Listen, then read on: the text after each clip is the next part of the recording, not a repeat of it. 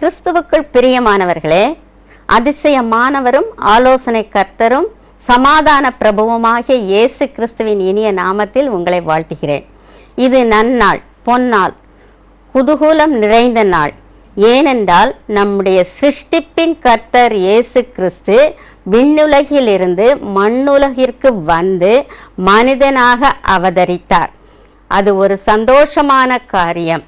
The Bible tells clearly that the Christmas season is a season of rejoicing.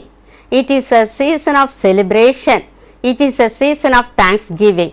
ஆம், நாம் கிறிஸ்துவின் பிறப்பை பார்ப்போமானால் முதலாம் நூற்றாண்டில் யார் யார் மிகவும் சந்தோஷப்பட்டார்கள் என்பதை வேதத்தின் அடிப்படையில் நாம் பார்க்கலாம்.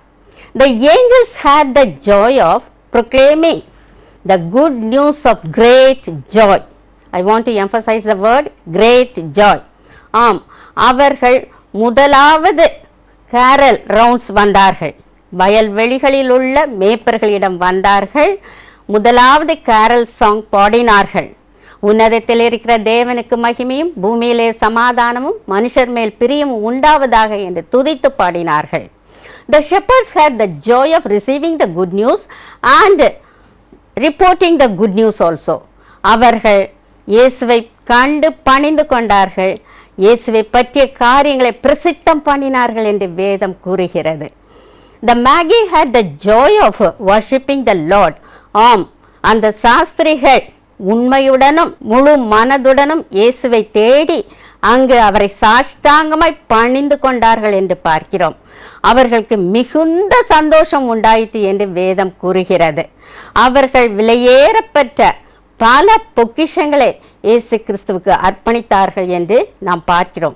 They dedicated the time, the talent, the treasure and worship to our Lord Jesus Christ. Mary had the joy of reflecting everything in her heart. மரியாள் தன் இருதயத்தில் சிந்தனை பண்ணினாள்.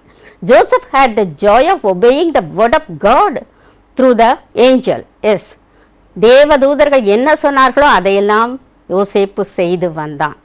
அதே போல சிமியோனும் அன்னாளும் இயேசு பாலகனை பார்த்து மிகவும் சோஸ்தரித்தார்கள் தேவனை, மிகவும் மகிமைப்படுத்தினார்கள் தேவனை. என்றாலும் 3 பேர் அந்த நேரத்தில் 1ஆம் நூற்றாண்டில் இயேசு கிறிஸ்து பிறந்த பொழுது they lost the joy of Christ in Christmas. Yes, முதலாவதாக அந்த சத்திரக்காரன் அந்த மகிமையை இழந்தான். இரண்டாவதாக ஏரோது, he was a great murderer. 2 வயதுக்குட்பட்ட எல்லா பாலகர்களையும் கொன்று விட்டான். அடுத்ததாக பார்ப்போமானால் ஆசாரியர்கள் இயேசு கிறிஸ்து பெத்லகேம் ஊரில் பிறப்பார் என்பதை திட்டவட்டமாக அறிந்தார்கள். என்றாலும் அவர்கள் அங்கு போய் அவரை தொழுது கொள்ளவில்லை. Do you want to miss the joy in Christmas or do you want to enjoy the joy in Christmas? We also want to enjoy the joy in Christmas.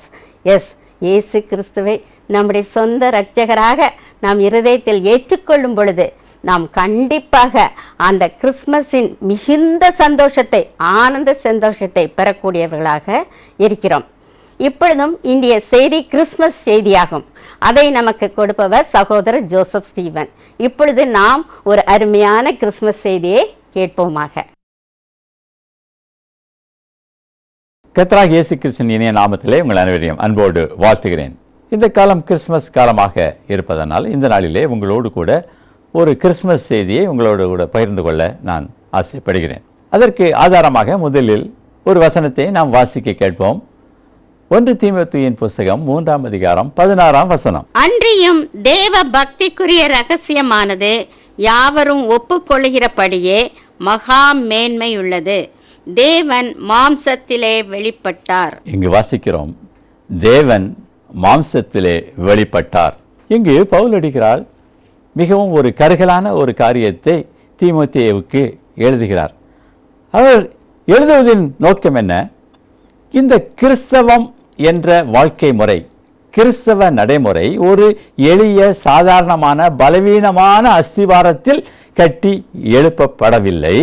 அது ஒரு மகா மேன்மையான காரியத்தில் கட்டி எழுப்பப்பட்டிருக்கிறது என்று சொல்லிவிட்டு அவர் சொல்லுகிறார், தேவன் மாம்சத்தில் வெளிப்பட்டதுதான் அந்த மகா மேன்மையான காரியம் என்று அவர் சொல்லுகிறார். அப்படி என்றால் என்ன? நம்முடைய தேவன் அதிரசமான தேவன், யாரும் காணக்கூடாத இறைவன், சேரக்கூடாத ஒளியிலே வாசம் செய்கிறவர், சர்வ வல்லமை உள்ளவர், வானத்திலும் பூமியிலும் சகல அதிகாரங்களும் அவருடைய கரத்திலே இருக்கிறது. அப்பேற்பட்ட தேவன் இயேசு என்ற பெயரிலே இந்த உலகத்திலே மனுஷனாக வந்தார்.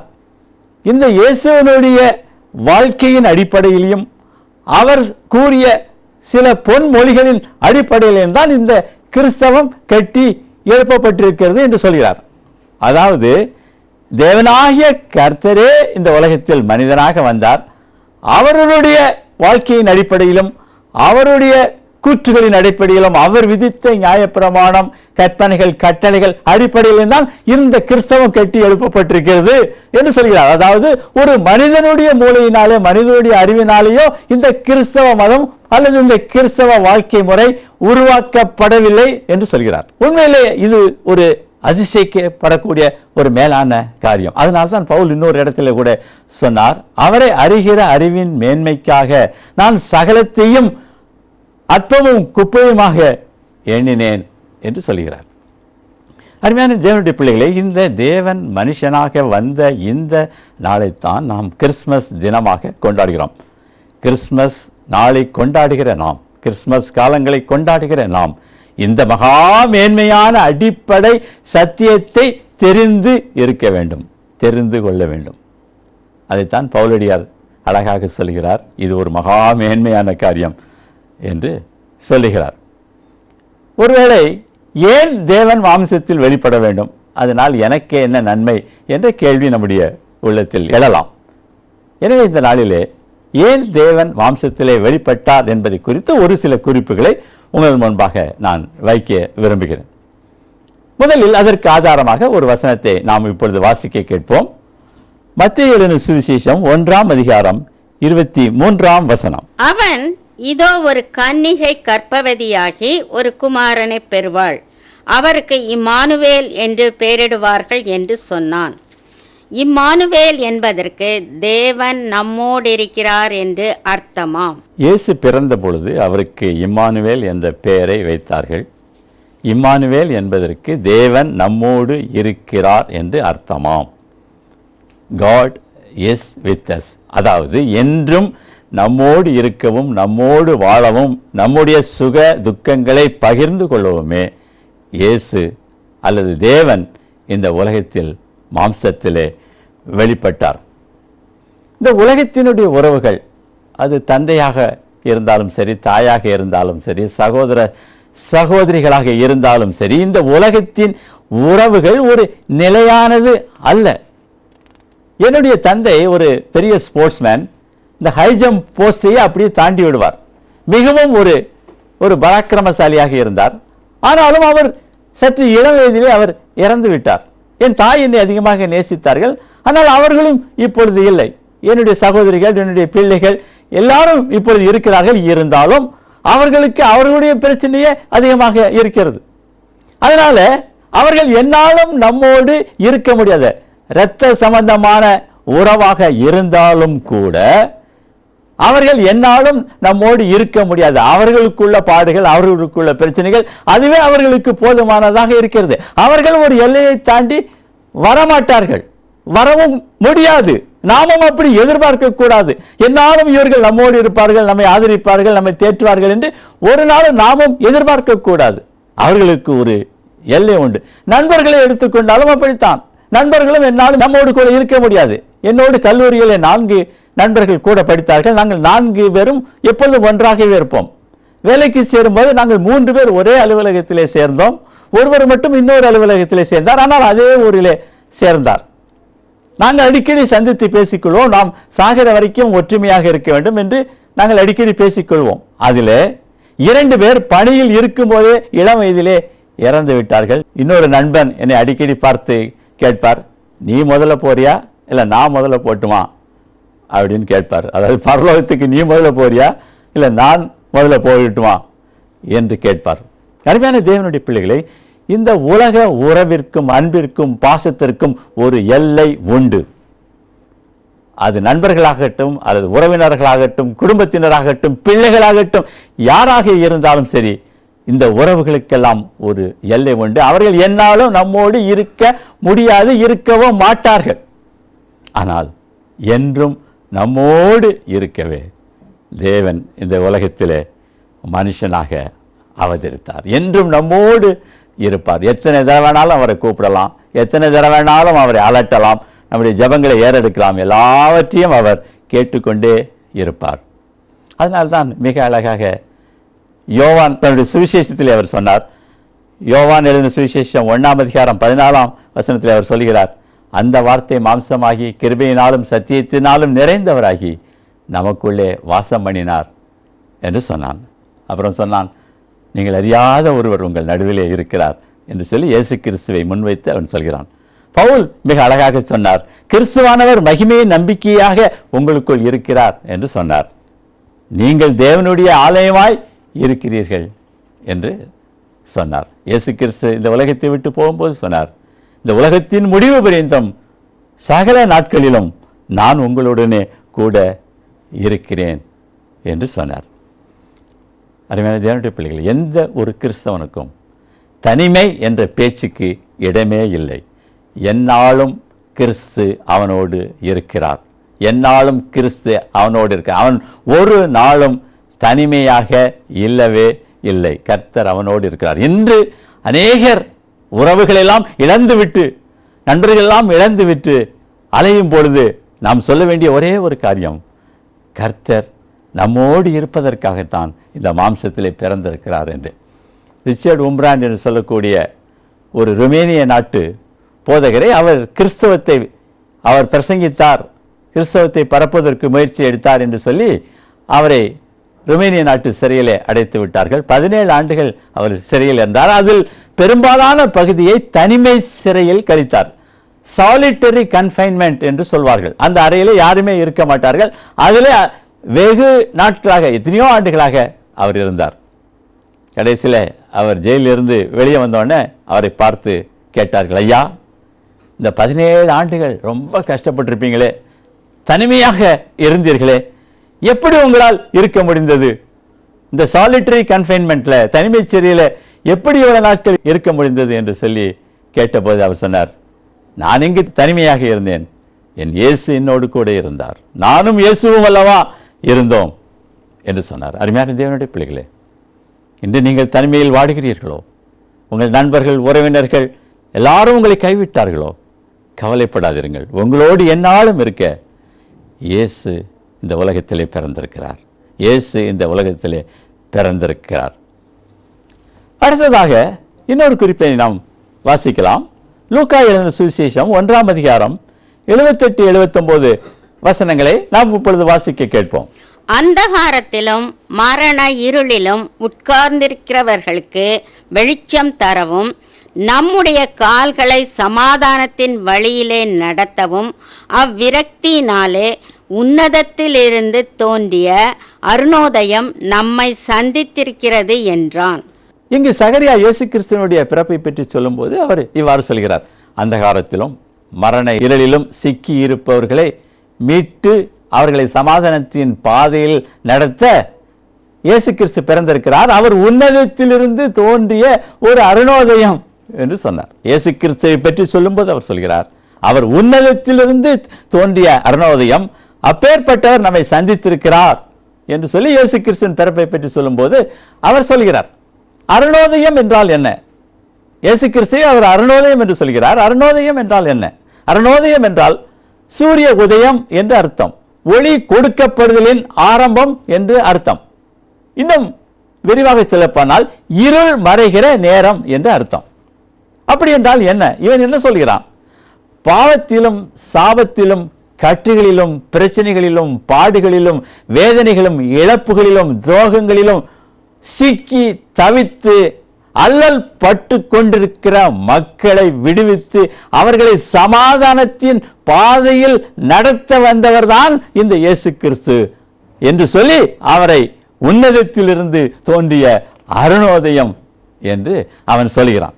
அருமையான தேவனுடைய பிள்ளைகளே, தேவன் மாம்சத்திலே வெளிப்பட்டதற்கு ஆன ஒரு முக்கியமான காரணம், பாடுகளிலும் பிரச்சனைகளிலும் சாபங்களிலும் கட்டுகளிலும் சிக்கி தவித்துக் கொண்டிருக்க மக்களை அவர்களை மீட்டு விடுவித்து அவர்களை புதுப்பித்து பிரகாசிக்க செய்யத்தான் தேவன் மாம்சத்திலே வெளிப்பட்டார். தேவன் மாம்சத்திலே வெளிப்பட்டார். இன்று பாவத்தின் பிடியிலிருந்து அநேகர் சிக்கி தவிக்கிறதை காண்கிறோம். பாவங்களை விட்டு விட முடியாமல் தவிக்கிறார்கள். சிகரெட் குடிப்பதை விட முடியவில்லை, குடிப்பதை நிறுத்த முடியவில்லை, பொடி போடுவதை நிறுத்த முடியவில்லை, பொய் சொல்லுவதை நிறுத்த முடியவில்லை. அதேபோல சாபங்கள் வழியாக அநேக குடும்பங்களிலே அநேக பிரச்சனைகள், முகாந்திரம் இல்லாமல் தொல்லைகள், நண்பர்கள் செய்த துரோகத்தினாலே அல்லது பங்காளிகள் செய்த துரோகத்தினாலே இழப்புகளை சந்தித்து வறுமையிலும் கஷ்டத்திலும் வாடுகிறவர்கள், தீராத வியாதியிலே வாடுகிறவர்கள் ஏராளமான பேர். இவர்கள் அனைவரையும் மீட்டு வழிநடத்தி அவர்களை சமாதானத்தின் பாதையில் நடத்துவதற்காகத்தான் தேவன் மாம்சத்திலே வெளிப்பட்டார். சாண்டியாகோ என்று சொல்லக்கூடிய ஒரு அமெரிக்க பட்டணத்திலே ஒரு மிகப்பெரிய ஹோட்டல் ஒன்று உள்ளது. ஏறக்குறைய 20 மாடி கட்டடம் உள்ள ஒரு பெரிய ஹோட்டல். அதில் ஒரு சில ஆண்டுகளுக்கு பிறகு அது கூடுதலாக ஒரு லிஃப்ட், ஒரு மின் தூக்கி இயந்திரம் வைக்க வேண்டும் என்ற ஒரு அவசியம் ஏற்பட்டது. ஏன்னா கூட்டம் நிறையா இருக்கிறதுனால இருக்கிற லிஃப்ட் பார்த்தல, கூட ஒரு லிஃப்ட் வைக்கணும் என்று அவர்கள் யோசித்தார்கள். அதற்காக இன்ஜினியர்கள்லாம் வரவழைக்கப்பட்டார்கள். அவர்கள் சொன்னார்கள், மேலிருந்து கீழே வரைக்கும் அந்த ஓரத்தில் உள்ள 20 அறைகளையும் உடைத்து விட்டு அதில் லிஃப்ட் வைத்திடலாம் கீழே இருந்து மேலே போவதற்கு என்று சொன்னார்கள். அதனால ஹோட்டலில் சில நாட்கள் மூடணும், 20 ரூம்களை நீங்கள் இழந்து போவீர்கள் என்று சொன்னார்கள். மிகுந்த வருத்தத்தோடு அந்த முதலாளி அதற்கு சம்மதித்துக் கொண்டார். வேலை செய்கிற நாள் வந்தது. எல்லாரும் வந்து இறங்கி விட்டார்கள். அதை ஒரு பட்லர், அங்கு வேலை செய்த ஒரு ஏழ்மையான மனிதன் பட்லர் வேலை பார்க்கிறார். மிகுந்த வறுமையிலே வாடுகிற ஒரு மனிதன்.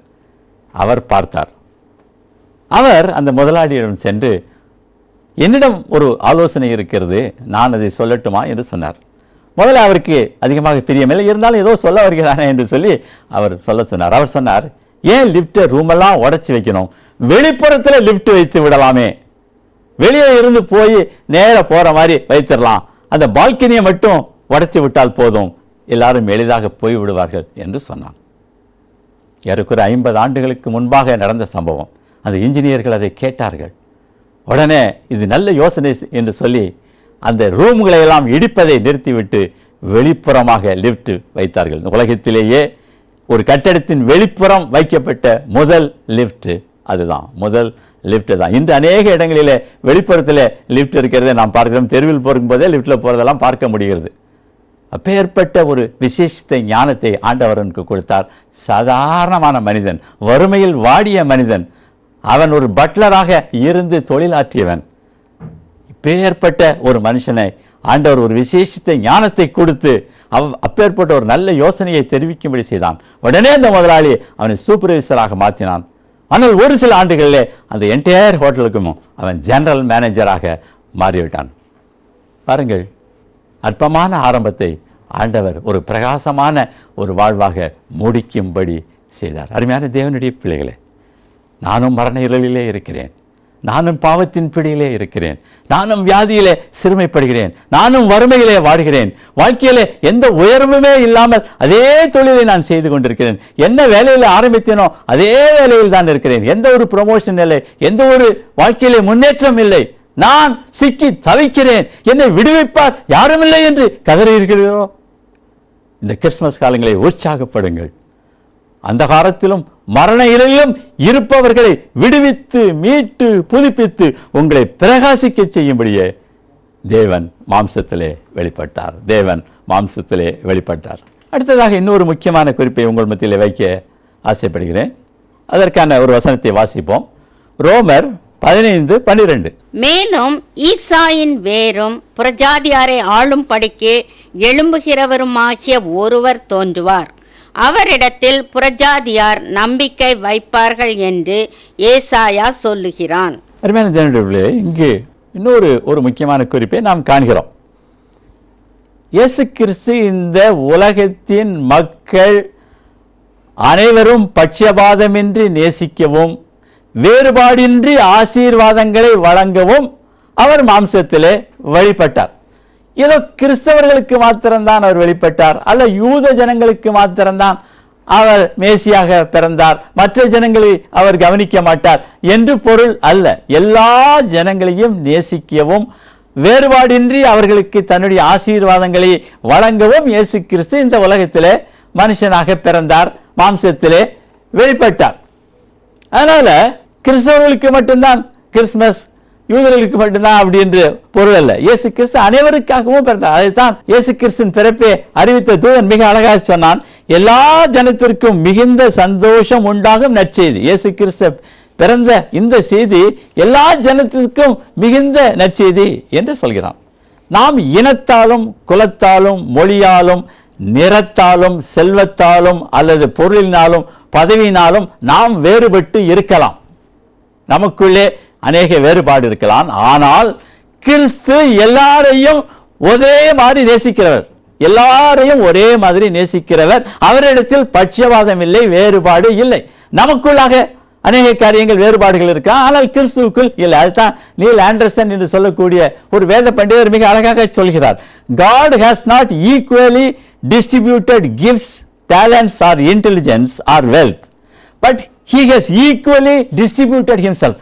தன்னையே, தன்னுடைய அன்பையே எல்லாருக்கும் சமமாக கொடுத்தார். ஒரு திறமையிலையோ அல்லது தொழிலினாலேயோ நாம் வேறுபட்டிருக்கலாம், ஆனால் கர்த்தருடைய அன்பு எல்லாருக்கும் ஒன்றுதான் என்று சொன்னார். அதனால்தான் அன்று இஸ்ரேல் ஜனங்களுக்கு சொன்னார், பரதேசிக்கும் சுதேசிக்கும் ஒரே கட்டளைனார். உள்ளூர்காரனாக இருந்தாலும் சரி, வெளியூர்காரனாக இருந்தாலும் சரி, அல்லது அயல்நாட்டுக்காரனாக இருந்தாலும் சரி, உள்நாட்டுக்காரனாக இருந்தாலும் சரி, ஏழையாக இருந்தாலும் பணக்காரனாக இருந்தாலும் சரி, என்னுடைய கட்டளை எல்லாத்துக்கும் ஒன்றுதான் அப்படின்னு சொன்னார்.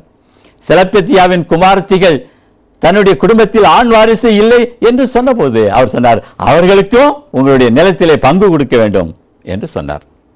சாலமோன் ஞானி புதிய ஆலயத்தை கட்டி அதை பிரதிஷ்டை பண்ணும்போது அவன் சொன்னான், ஆண்டவரே, உம்மை அறியாத ஒரு ஜாதியான் இந்த இடத்திலே வந்து உமக்கு நேராக விண்ணப்பம் பண்ணினால் நீர் அவனுடைய ஜெபத்தை கேட்டு அவன் வேண்டி கொண்டபடியெல்லாம் என்று வேதத்தில் போட்டிருக்கு, அவன் என்னெல்லாம் கேட்கிறானோ அதெல்லாம் கொடும் ஆண்டவரே என்று சொன்னான். அதனால இந்த தேவன் ஒரு சாராருக்கு மட்டுமில்லை, எல்லாருக்கும் தேவன் அதை வெளிப்படுத்ததான் மாம்சத்திலே அவர் மனுஷனாக வந்தார். அருமையான தேவனுடைய பிள்ளைகளை, இயேசு கிறிஸ்து ஒரு பிரிவினருக்கு மாத்திரமல்ல, உலக மக்கள் அனைவருக்கும் அவர் ஆசீர்வாதங்களை வழங்கவும் அவர்களுக்கு நன்மை செய்யும் தான் இந்த உலகத்தில் பிறந்தார். நீங்கள் எந்த மதத்தை சார்ந்தவராக இருந்தாலும் சரி, அல்லது எந்த நாட்டை சேர்ந்தவராக இருந்தாலும் சரி, எந்த இனத்தவரை சார்ந்தவராக இருந்தாலும் சரி, உங்களுக்காக இயேசு கிறிஸ்து இந்த உலகத்திலே பிறந்தார். தேவன் மாம்சத்திலே வெளிப்பட்டார், தேவன் மாம்சத்திலே வெளிப்பட்டார். அதனால் இயேசு கிறிஸ்து இந்த உலகத்தில் வந்தது நமக்காகத்தான், நம்மோடு இருக்கத்தான், நம்முடைய பிரச்சனைகளிலிருந்து விடுவிக்கத்தான், பாரபட்சமின்றி நம்மை நேசிக்கத்தான் அவர் இந்த உலகத்தில் மனுஷனாக வந்தார். அதனால் இந்த சிந்தையோடு இந்த மகா மேன்மையான இந்த ரகசியத்தை அறிந்து கொண்டவர்களாக நாம் கிறிஸ்துமஸை கொண்டாடும் போது அது நமக்கு மிகுந்த பிரயோஜனமாக இருக்கும். ஜெபம் செய்வோமா? எங்கள் அன்போடு நேசிக்கிற நல்ல தகப்பனே, இந்த வேளையிலே ஆண்டவரே, உமது பிறப்பை குறித்தும் உம்முடைய பிறப்பின் பின்னால் அடங்கியிருக்கிற மகா மேன்மையான ரகசியத்தை குறித்தும், நீர் ஏன் இந்த உலகத்திலே வந்தீர் என்ற காரணத்தை குறித்தும் இந்த நாளிலே ஆராய, சிந்திக்க, ஆண்டவரே, தியானம் பண்ண தேவன் கொடுத்த இந்த அருமையான தருணத்திற்காக ஸ்தோத்திரம். நீர் எங்களுக்காகவே இந்த உலகத்தில் பிறந்தீர், எங்களோடு இருக்க பிறந்தீர், எங்களை விடுவிக்க, எங்களை புதுப்பிக்க, எங்களை பிரகாசிப்பிக்க நீர் பிறந்தீர். ஆண்டவரே, உலகத்திலே வந்து எந்த மனுஷனையும் பிரகாசிப்பிக்கிற ஒளியே அந்த மெய்யான ஒளி என்று சொன்னது போல நீர் எங்களுக்கு ஒளி கொடுக்க வந்த ஒரு அருணோதயமாக இருக்கிறீர். அதற்காக ஸ்தோத்திரம். ஆண்டவரே, உம்முடைய பிள்ளைகள் என்ன பாடுகளின் வழியாக கடந்து செல்கிறார்கள் என்று எனக்கு தெரியாது, ஆனால் கர்த்தர் எல்லாவற்றையும் பார்த்து கொண்டிருக்கிறீர். அவர்கள் எழும்பி பிரகாசிக்க தேவன் உதவி செய்வீராக. அவர்களுடைய ஜீவிய காலமெல்லாம் உமது கிருபையும் நன்மையும் தொடர்ந்து வருவதாக. இந்த கிறிஸ்துமஸ் காலங்களை மிகுந்த மகிழ்ச்சியோடு சந்தோஷத்தோடு கர்த்தர் எனக்காகவே பிறந்திருக்கிறார் என்ற ஒரு சிந்தனையோடு கொண்டாடி ஆண்டவரே உம்மை மகிமைப்படுத்த தேவன் உதவி செய்யும், காத்துக்கொள்ளும், வழி நடத்தும். உமது நாமமே மகிமைப்படுவதாக. துதி கனமகிமை எல்லாவற்றையும் ஓகே செலுத்துகிறேன். மீட்பர் இயேசுவின் மூலம் ஜெபம் கேளும் நல்ல பிதாவே. ஆமேன், ஆமேன்.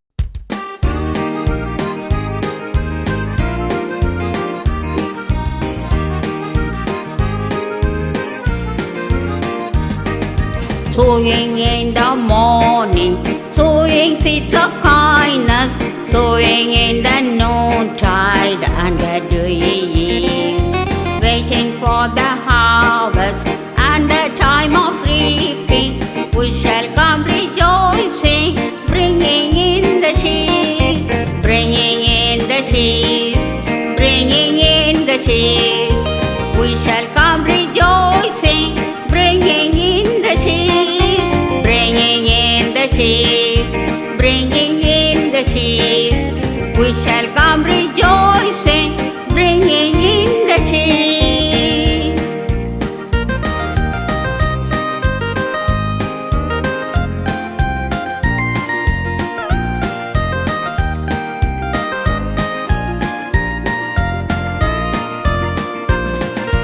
Sowing in the sunshine, sowing in the shadows, fearing neither clouds nor winter's clinging breeze.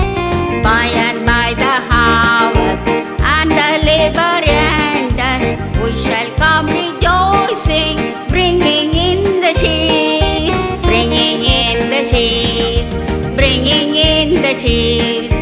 We shall come rejoicing, bringing in the sheaves, bringing in the sheaves, bringing in the sheaves. We shall come rejoicing, bringing in the sheaves.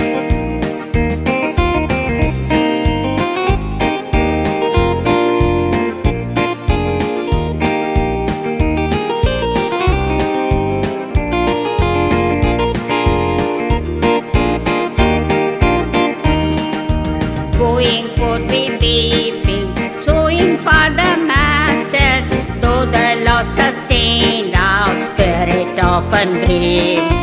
When our weeping's over, He will bid us welcome.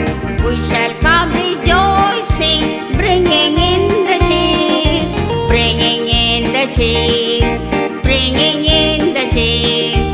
We shall come rejoicing, bringing in the sheaves, bringing in the sheaves, bringing in the sheaves. We shall come rejoicing, bringing in the sheaves, bringing in the sheaves, bringing in the sheaves. We shall come rejoicing, bringing in the sheaves, bringing in the sheaves, bringing in the sheaves.